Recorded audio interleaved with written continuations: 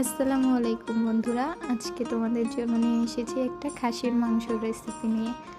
এটা আমার স্টাইলে।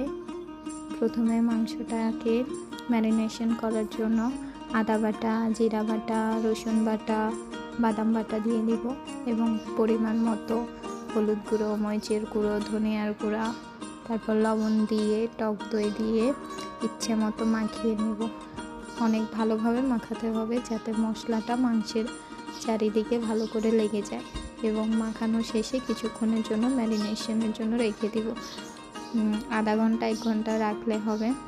তারপরে অন্যদিকে ততক্ষণে কিছু পেঁয়াজ কেটে নেব এবং কড়াই গরম করে সেখানে পেঁয়াজ কুচোগুলোকে দিয়ে খানিকটা লাল লাল না, হালকা ফ্রাই করে নিয়ে তারপরে মাংসটাকে দিয়ে দিব।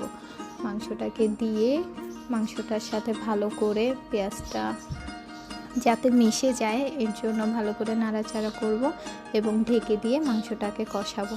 মাংস যত কষানো হয় মাংসর টেস্ট তত বেশি বেড়ে যায়। আর প্রথমেই যেহেতু ম্যারিনেশন করে রেখেছি সে কারণে মাংসর স্বাদটাও একটু বেড়ে যাবে। যখন কষানো হবে প্রথম ধাপে তখন ওই ম্যারিনেশন করা বোলে যে মশলাগুলো লেগেছিল সেটা ধুয়ে খানিকটা পানি দিয়ে আবার ঢেকে দিব মাংসটা যাতে আর একটু কষায় ভালো করে। এবার ঝোলের জন্য বেশ কিছুটা পানি দিয়ে দিব। অবশ্য আমি ঝোল রাখবো না, এটাকে মাখা মাখা করে তুলে ফেলার জন্যই দিচ্ছি যাতে মাংসটা সিদ্ধ হয়। এর জন্য যেহেতু খাসির মাংস, গরুর মাংস একটু বেশিক্ষণ ধরে সিদ্ধ করতে হয়। এক পর্যায়ে হয়ে গেল, গ্রেভিটা মাখা মাখা হলে নামিয়ে গরম ভাতের সাথে খেয়ে নিব।